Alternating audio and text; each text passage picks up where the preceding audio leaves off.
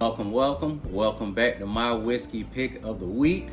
You know I'm Eric the Whiskey Guy, and as always, as usual, and as advertised. Oh, am I bringing you a treat this week?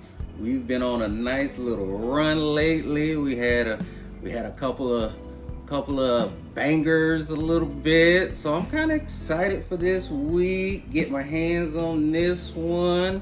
I'm actually proud of myself. I went to the store and I looked around and based off of my whiskey and bourbon knowledge, my expertise, I picked out a good one that I believe is going to be a good one just based on what I know about whiskey. I actually read the mash bill on it. That's basically the ingredients, the recipes, and I was like, well, based on prior videos, this should be a good one. Ladies and gentlemen, this week we're going to be trying the Hirsch straight bourbon, and I'm excited. We're gonna see if I did a good job. I'm gonna rank this one, and basically by ranking this one or rating this one, I'm grading myself on how far I've came since I started exploring down this whiskey journey.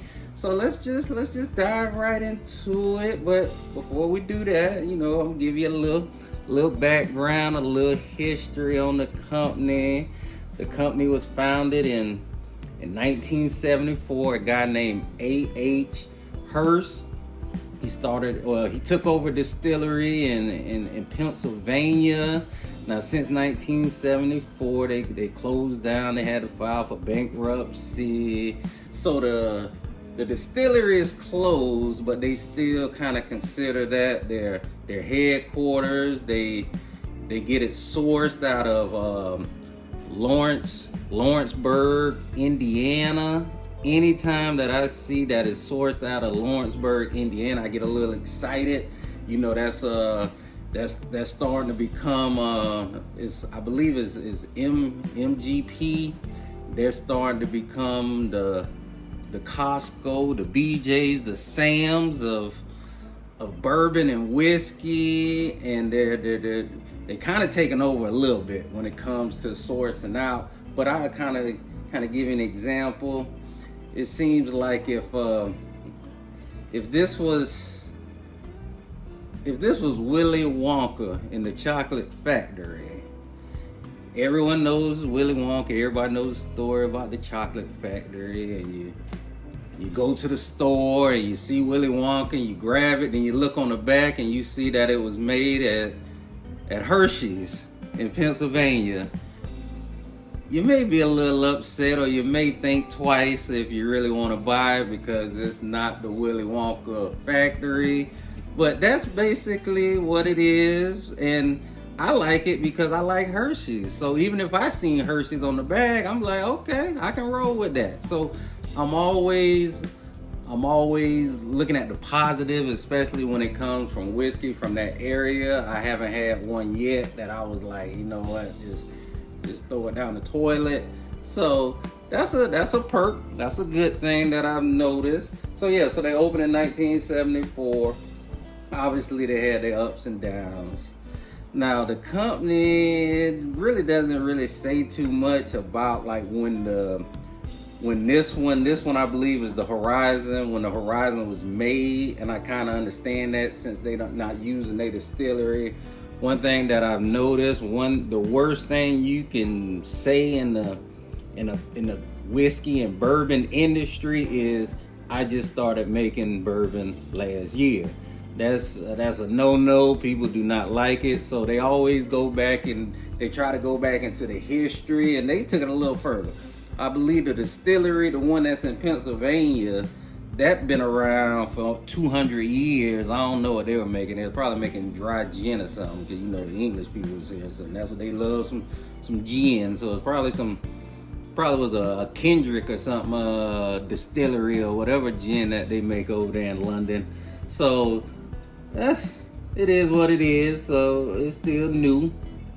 Now the proof on this, you're looking at about like a 92 proof. Another thing that I liked about it is saying right here on the bottom of the back of the bottle, it's been aged for 5.5 years. Now I seen that, I was like, that's another check. For it to be like, when it comes to bourbon, a bourbon isn't really, you're not gonna really get quality bourbon unless it's at least 4 years old. That's when you know that you're gonna get at least at the end of the day, some borderline quality bourbon to drink. Gotta be at least 4 years. For it to be a straight Kentucky bourbon, it gotta be 4 years. So for this one to be at 5, and I consider this a small batch. I believe the mash bill on it, you're looking at 75% corn, that's a check. 21% rye, that's a check. It's a low rye, high corn. And it got a 4% barley malt. So the recipe, I told you, like when I seen this bottle, when I seen it, I'm like, okay, a Horizon. I was like, it looked like the name was kind of weird. Then I looked at the back and I did a little, I was like, okay, let's see how it is. So let's just crack this bad boy open.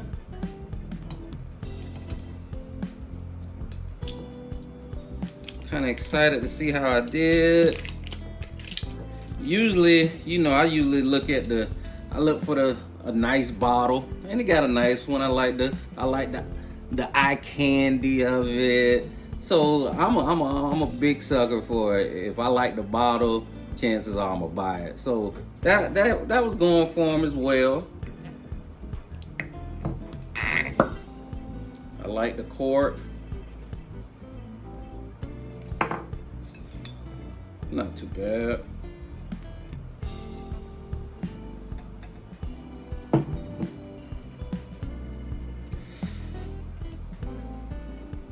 It doesn't really have that straight bourbon classic smell that I'm used to or what I like, but that doesn't mean that it's a bad bourbon. I'm just like Kentucky, like the Buffalo Traces, all those, they got like this smell to it, and once you smell it, you kind of like, oh yeah.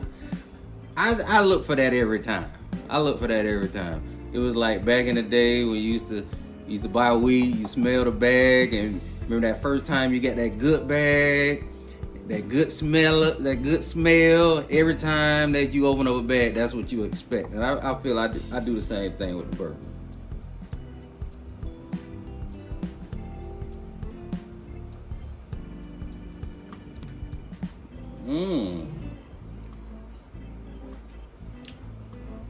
This is smooth. This is nice. I like this. That's a nice bourbon. It go down straight, smooth. There's nothing harsh about it. There's nothing that's gonna burn your chest or your throat. This is a nice, smooth sipping bourbon. Comes in around $40, so you can't beat that. Now, a lot of people, they kind of stay away from it. Bourbons that's been like sourced out from different companies, and I get it, but I also see that you missing out when you don't want to try them. Like I said in other videos, anytime that is sourced out, obviously is you start off as a 50-50 chance. 50-50. Either it's gonna be good or it's not gonna be good. Now, in this case, since it comes from the Lawrenceburg area, you can kind of say 75% that it's gonna be okay. 25% is still on the table. But if I was in the baking cake business, right, and I wanted to start my own business baking cake, but I went to Costco, and I had Costco bake my birthday cakes.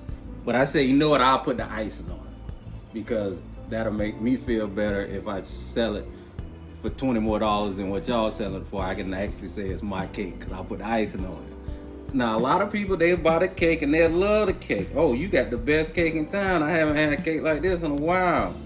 Now, the same people that's giving you praises, now, if they find out that you're going to Costco and the only thing you're doing is putting icing on it, they may feel some type of way. They may feel cheated somehow. And that's how some people look at it when it comes to being sourced stout, because a lot of people they want to look at the history. They want to see that you've been around for 150 years, and the granddad he passed it down to the grandkids, and they passed it down to their kids. They want to know all that. They want to know all that to just say to validate your bourbon. Now me on the other hand, even if I knew that you bought the cake from Costco, I'ma just ask you what type of icing you use, so when I go to Costco and buy the cake, I know what icing to put, so I got good cake too, and I'ma tell people that I made the cake. That's just me. So I look at everything from a positive note. Now with this one, since I'm gonna consider this one the mash bill and everything, it'll be like your normal small batch. It doesn't say small batch, but I'm gonna consider this their small batch. And for the lane that they're in, I'm gonna give them a good 7.5. Good 7.5. You can just put a couple ice cubes. You can drink it straight. You can put a little dash of ginger ale in it. Any way you want to drink it, it's gonna be smooth. If you want to do a shot, I wouldn't really recommend it. But if you want to do shots, it's not gonna burn. It's not gonna burn your throat. So I give it a 7. So I'm gonna grade myself on this one, just basically just picking it up blind, and let me go home and do some research on it. I'm gonna give myself a C. Give myself a C. C plus. C plus. I can do better, but I'm passing. I'm passing grades. I'm passing them. So this is my pick of the week. I see we'll just do it all again next weekend. But if you had I seen this at Total Wine, so if you go to Total Wine and you see it, I would recommend just to pick it up. It's a nice bottle. If it'll be something that if you got friends over, they probably won't even touch it. So that's just more bourbon for you. We'll do it all again next week.